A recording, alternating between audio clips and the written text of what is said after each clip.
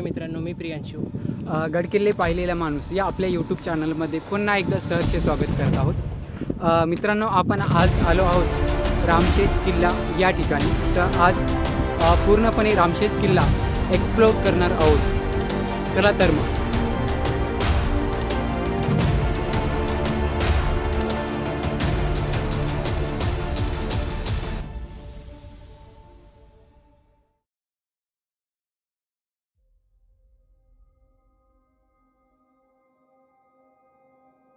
छत्रपती संभाजी महाराजांशी जोडले गेलेले इतिहासातील एक सुवर्ण पान म्हणजे किल्ले रामशेजची लढाई.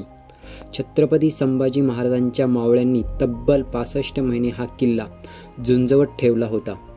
छत्रपती संभाजी महाराजांच्या जीवनावर आधारित कादंबऱ्यांमध्ये व पुस्तकांत या लढाईचे वर्णन वाचायला मिळते.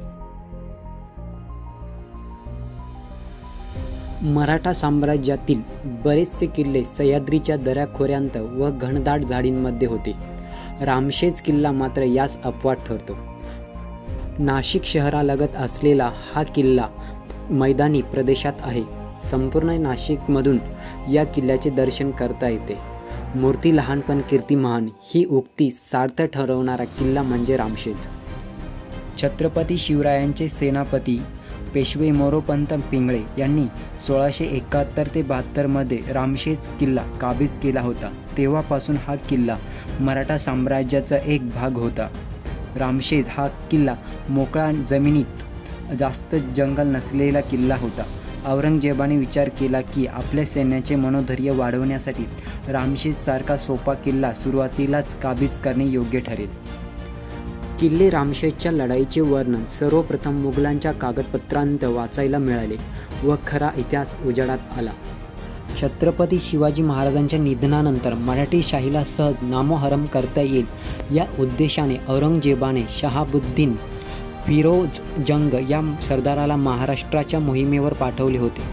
त्या काळात नाशिक व आसपासचा प्रांत मुघलांच्या ताब्यात होता. औरंगजेबाच्या या आक्रमणाची कुणकुण लागताच संभाजी महाराजांनी रक्षणार्थ सालेरचा किल्लेदार रामशेजवर रवाना केला.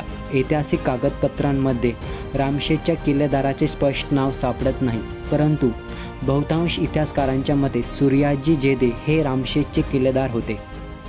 रामशेजच्या लढाईने किल्ल्याच्या किल्लेदाराचे कार्यही इतिहासात अजरामर केले आहे.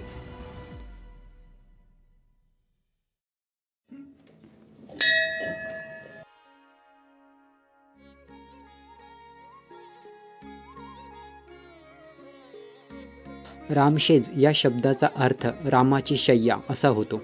वनवासात असताना श्रीराम यांनी याच डोंगरावर काही दिवस मुक्काम केला होता. त्यामुळे प्राचीन काळापासूनच या डोंगराला व किल्ल्यालाही रामशेज असे नाव मिळाले होते.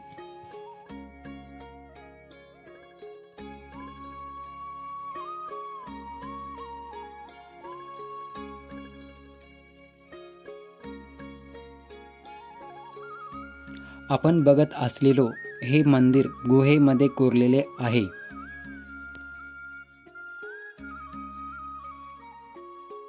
गुहेच्या खालच्या बाजूस एक पाण्याचे टाके दृष्टीस पडते. पावसाळ्यात ते पूर्ण भरून जाते. त्यातील पाणी पिण्यायोग्य आहे.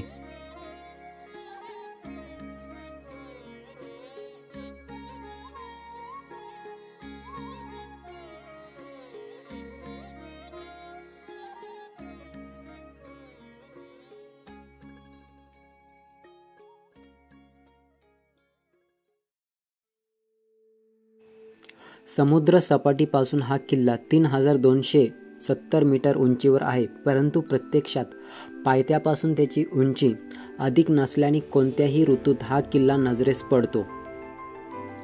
किल्ले रामशेजला भेट देण्यासाठी हिवाळा तसा उत्तमच.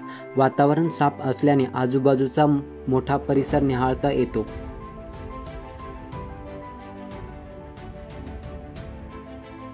इसवी सन 1682 ते 1688 हा काळ छत्रपती संभाजी महाराजांच्या नेतृत्वाखाली मराठा साम्राज्य आणि औरंगजेबाच्या नेतृत्वाखाली मोगल साम्राज्य यांच्यातील नाशिक भागातील रामशेज किल्ल्यावरील नियंत्रणासंदर्भातील लष्करी संघर्षाची मालिका होती. मराठा साम्राज्य आणि आदिलशाही आणि कुतुबशाहीच्या दख्खन सल्तनतचा नाश करण्यासाठी औरंगजेब 1681च्या उत्तरार्धात दख्खनमध्ये आला. त्याला नाशिक व बागलाण भागातील मराठ्यांच्या ताब्यातील किल्ले काबीज करायचे होते. त्यामुळे त्यांनी नाशिकजवळील रामशेज किल्ल्यावर हल्ला करून दख्खन मोहिमेची सुरुवात करण्याचे ठरवले.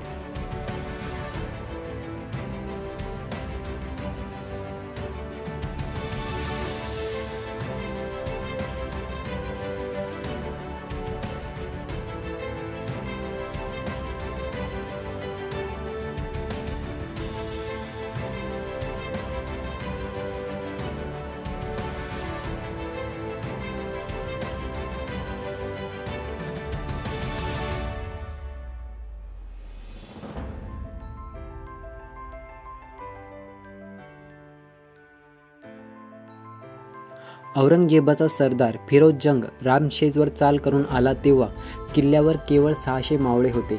4 ते 5 तासात किल्ला ताब्यात घेऊ असा फिरोज जंगचा उद्देश होता. त्यासाठी त्यांनी नाना तऱ्हेने हल्ला चढवला, वेढा कडक केला, सुरुंग लावले, मोर्चे बांधले, तसेच लाकडी दमदमी तयार करून त्यावर तोफा चढवल्या. तरीही रामशेज हाती येत नव्हता.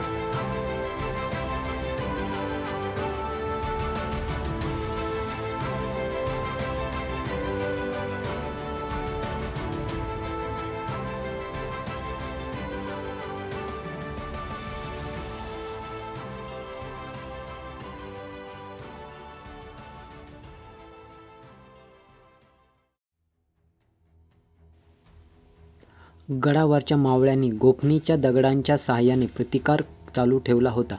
किल्लेदाराने चहूबाजूंनी मुघली सैन्यावर हल्ले चढवले.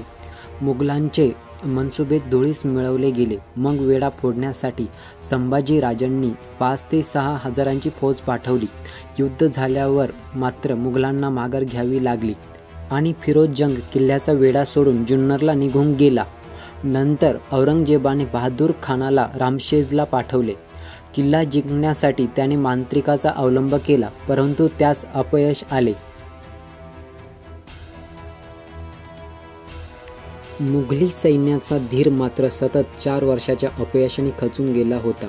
बहादूर खानाने संतापून रामशेजच्या जवळच्या पायथ्याशी बरीच जाळपोळ केली. औरंगजेबाने कासिम खान किरमानी या सरदाराला अखेरीस रामशेजच्या मोहिमेवर पाठवले, परंतु तोही अपयशाचा धनी ठरला. एवढा छोटासा गड मराठा सैन्याने तब्बल 65 महिने अजिंक्य ठेवला होता.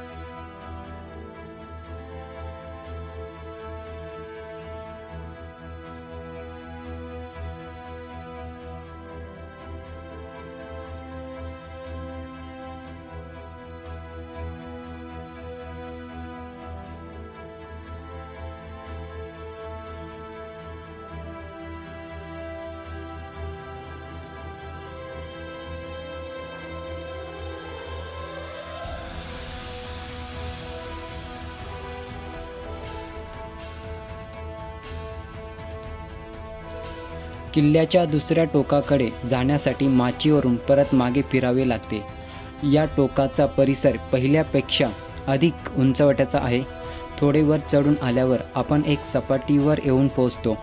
येथे पाण्याची 2 टाकी व एक तलाव आहे.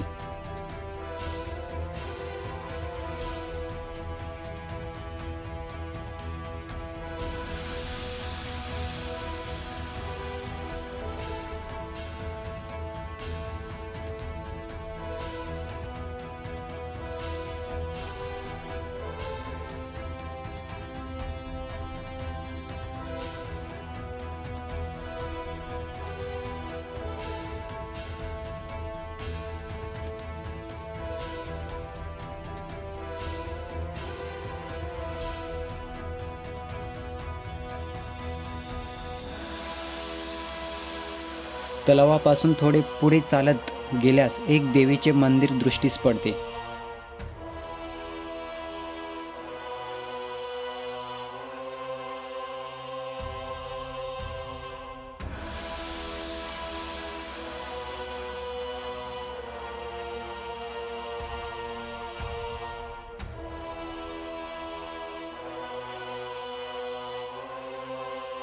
या मंदिरामध्ये देवीच्या भक्तांचे सतत जाणे येणे येत असावे असे येथील पाऊलखुणांवरून दिसून येते. नवरात्रात येथे मोठा उत्सवही होत असावा.